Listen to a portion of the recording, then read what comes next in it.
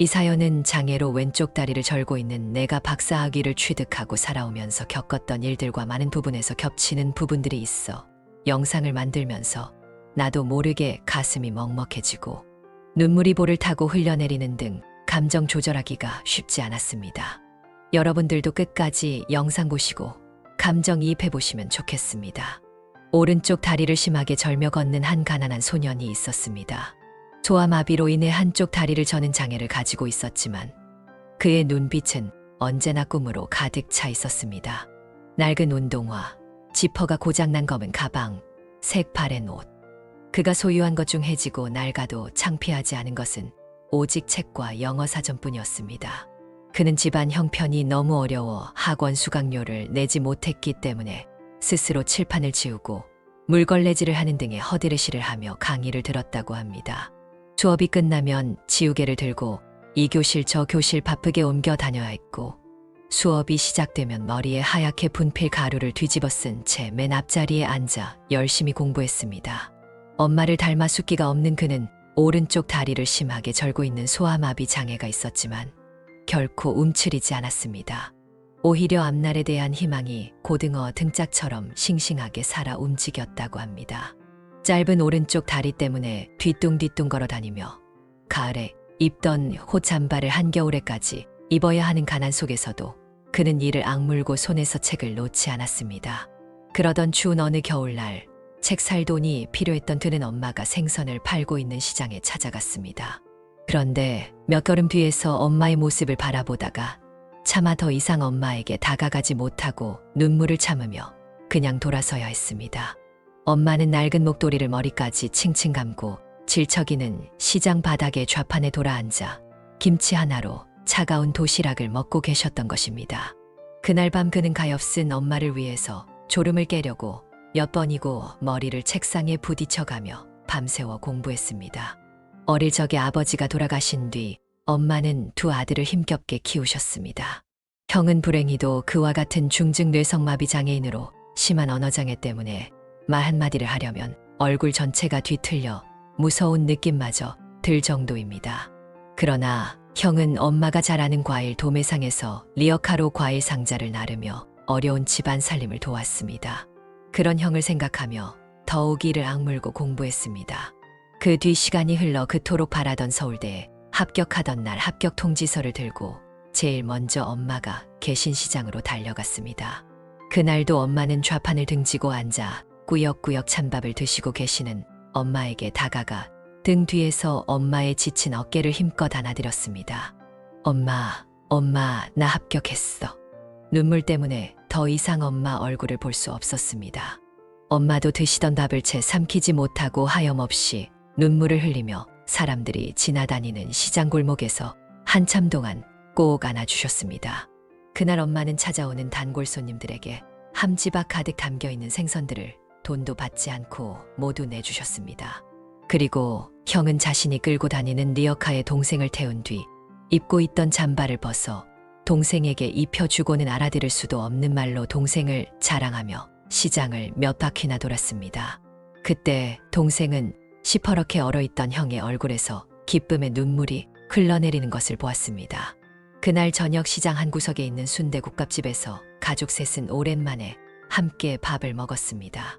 엄마는 지나간 모진 세월의 슬픔이 북받치셨는지 국밥 한 그릇을 다 들지 못하셨습니다. 그저 색바랜 국방색 전대로 눈물만 찍으며 돌아가신 아버지 얘기를 꺼냈습니다. 너희 아버지가 살아있다면 기뻐했을 텐데 너희들은 아버지를 이해해야 한다. 원래 심성은 고운 분이다. 그토록 모질게 엄마를 때릴 만큼 독한 사람은 아니었어. 계속되는 사업 실패와 지겨운 가난 때문에 매일 술로 사셨던 거야.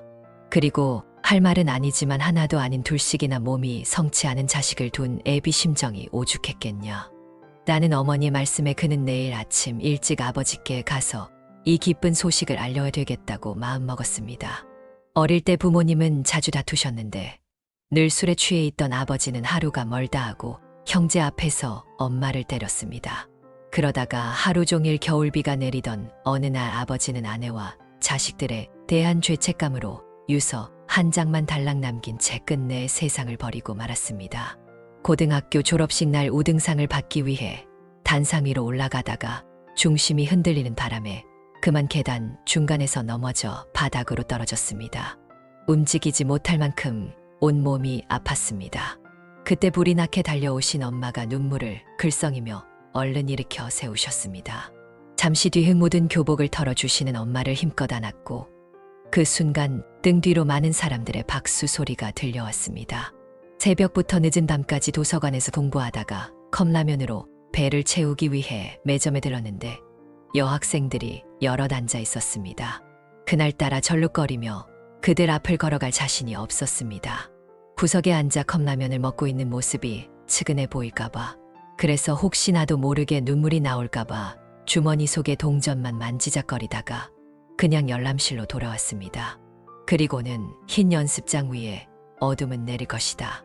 그러나 나는 그 어둠에서 다시 밝아질 것이다. 라고 적었습니다.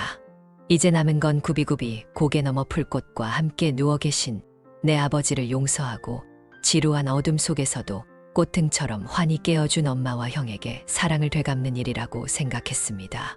형은 집안일을 도우면서 대학 진학을 목표로 열심히 공부했습니다. 아무리 피곤해도 하루 1시간씩 큰 소리로 더듬더듬 책을 읽어가며 좀처럼 나아지지 않는 발음에 대한 희망을 버리지 않은 채 오늘도 온종일 형을 도와 과일 상자를 나르고 밤이 돼서야 일을 마쳤습니다. 그리고 늦은 밤 집으로 돌아오는 버스 안에서 어두운 창밖을 바라보며 문득 앙들의 말로에 오랫동안 꿈을 그리는 사람은 마침내 그 꿈을 닮아간다는 너무나도 아름다운 말을 떠올렸다고 합니다. 그는 서울대를 우수한 성적으로 졸업하여 굴지의 국내 기업의 후원으로 미국에서 우주항공을 전공하여 박사학위를 취득했다고 합니다. 그리고 마침내 자신의 꿈을 이룬 그는 어머니와 형을 모두 미국으로 모시고 가서 보살피며 공부했다고 하니 실로 대단하다 하지 않을 수 없습니다. 더 이상 시장 한 구석에서 추위에 떨며 생선을 팔지 않아도 되는 편안한 노후를 어머니에게 선물할 수 있었습니다. 뇌성마비가 있는 형도 더 나은 치료와 환경 속에서 생활할 수 있게 되었습니다. 소아마비라는 신체적 장애와 극심한 생활고라는 이중의 어려움 속에서도 결코 포기하지 않고 꿈을 향해 나아간 한 인간의 감동적인 여정을 보여줍니다. 이 사연은 서울대학교 생활수기 공모에서 우수작으로 선정된 실화로 우리에게 중요한 깨달음을 줍니다. 우리의 인생에는 때로 넘을 수 없을 것 같은 장벽이 있지만 꾸준한 노력과 포기하지 않는 의지가 있다면 어떤 어려움도 극복할 수 있다는 것입니다. 소녀는 자신의 한계를 인정하되 거기에 굴복하지 않았습니다. 오히려 그 한계를 자신만의 방식으로 뛰어넘어 더 큰 성공을 이루었습니다. 어머니의 헌신과 희생, 형의 묵묵한 지지, 그리고 소년의 굳은 의지가 어우러져 만들어낸 이 감동적인 이야기는 우리 모두에게 희망의 메시지를 전합니다. 삶에서 진정으로 중요한 것은 우리가 가진 조건이 아니라 그 조건 속에서도 꿈을 향해 나아가는 우리의 의지와 열정임을 일깨워 줍니다. 이 감동적인 실화는 신체적 장애와 가난이라는 어려운 환경 속에서도 꿈을 포기하지 않고 결국 성공을 이룬 한 인간의 여정을 보여줍니다. 오늘도 많은 이들이 비슷한 어려움 속에서 고군분투하고 있을 것입니다. 이 이야기가 그들에게 작은 희망과 용기가 되기를 바랍니다.